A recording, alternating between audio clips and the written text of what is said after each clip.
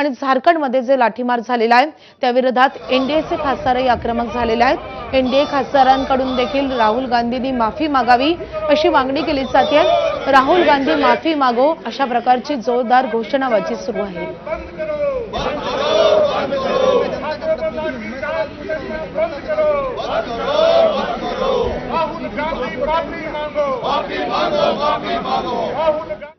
संसद भवन है, जनतंत्र में सबको जिता के भेजा है संवाद करने के लिए, चर्चा करने के लिए, और पूरे पार्लियामेंट सत्र को वह बाधित किया है और संपूर्ण देश उसके हिसाब लेंगे।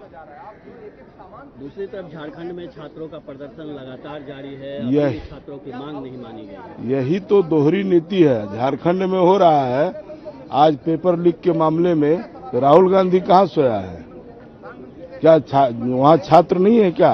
वहाँ बच्चे लाठियां खा रहे हैं, मार लगी है, किसी का सर फटा है, यहाँ तो सर सहला रहे थे। तो झारखंड के बच्चे इस देश के बच्चे नहीं है क्या? इसलिए दोहरी नीति नहीं चलेगी। तर दिल्लीहून आपले प्रतिनिधी सोमेश कोलगे सध्या आपल्या सोबत आहेत। सोमेश, आज पाहतोय आपण की विरोधकांची देखील कोंडी करण्याचा एनडीए खासदारांकडून प्रयत्न केला जातोय। खरं तर आज अधिवेशनाचा शेवटचा दिवस आहे, विरोधक ठाम आहेत, आता सत्ताधारी आक्रमक झालेत। आज तरी कोंडी फुटणार का? निश्चितच, कारण विरोधकांकडून जी मागणी होती की केंद्रीय गृहमंत्री अमित शाह यांनी या संपूर्ण आंदोलनाच्या संदर्भामध्ये निवेदन दिलं पाहिजे किंवा चर्चेसाठी उपस्थित राहिलं पाहिजे, तर काल केंद्रीय गृहमंत्र्यांनी आपली भूमिका जाहीर केली आहे की मी चर्चेसाठी तयार आहे। आणि त्यानंतर मग आता सत्ताधारी पक्षही आक्रमक होतोय विरोधी पक्षावर, कारण सोमवारी जेव्हा झारखंडमध्ये लाठीचार्ज झाला आणि त्या लाठीचार्ज नंतर सातत्याने या प्रकरणाला धरून ज्या प्रकारे जंतर मंतरच्या लाठीचार्जच्या अनुषंगाने केंद्र सरकारला घेरण्याचा प्रयत्न विरोधी पक्षांनी केला होता, त्यानुसारच झारखंडच्या लाठीचार्जच्या अनुषंगाने या विरोधी पक्षांना किंवा इंडिया आघाडीला घेरण्याचा प्रयत्न सत्ताधारी पक्षाकडून केला गेला। आणि त्यानंतर मग सत्ताधारी पक्षही सतत आंदोलन करतोय मकरद्वाराजवळ, आणि दुसऱ्या बाजूला संसदेच्या प्रवेशद्वाराजवळ काँग्रेस किंवा विरोधी पक्ष देखील सत्ताधारी पक्षांच्या विरोधामध्ये आंदोलन करतात। आणि या आंदोलनामध्ये एकच मागणी केली जाते, एक तर सत्ताधारी पक्षाचं म्हणणं आहे की झारखंडमध्ये जो प्रकार घडला त्याविषयी विरोधी पक्षांनी भूमिका जाहीर केली पाहिजे।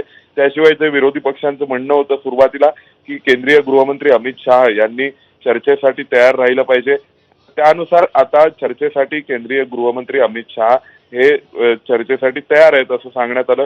त्याशिवाय एक FCRA चा कायदा होता की जो फॉरेन कॉन्ट्रीब्युशन रेग्युलेशन ऍक्ट मधल्या अमेंडमेंट संदर्भातला, तर या अमेंडमेंटच्या अनुषंगाने सुद्धा विरोधी पक्षाला काही आक्षेप होते।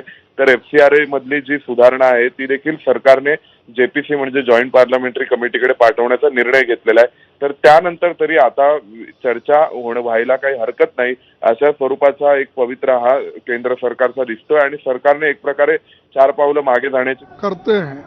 लेकिन ये उनका जो उन्होंने किया, एक तो हिंदू धर्म के खिलाफ किया, दूसरा देश को डिवाइड करने का और जाति जातियों में झगड़ा लगाने का काम वो लोग कर रहे हैं। इससे वो मालूम होता है और कैसा बीजेपी कहती है करती है एक निशाना है, उसको मैं कंडम करता हूँ।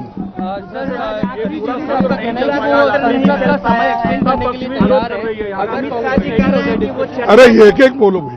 अमित शाह जी कह रहे हैं कि वो चर्चा को तैयार हैं, आज 3 कब? बजे तक भी नहीं कब?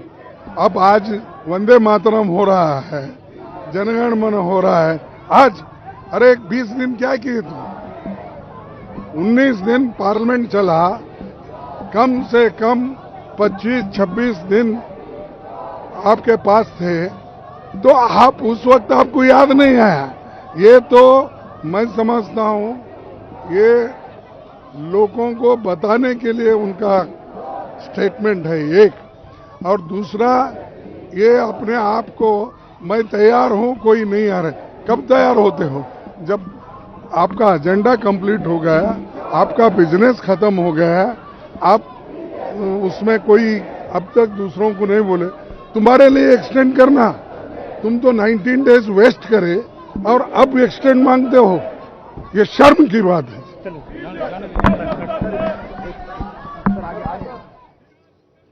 तर अधिवेशन सुरू होतं 20 दिवस अमित शहा का आले नाहीत असा सवाल खरगेंनी उपस्थित केलेला आहे.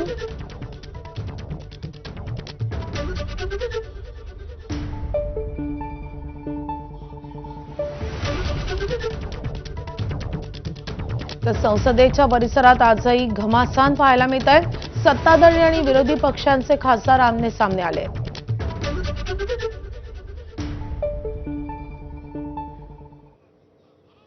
राज्याच्या राजकारणातून एक महत्त्वाची अपडेट येते. मुख्यमंत्री आणि उपमुख्यमंत्री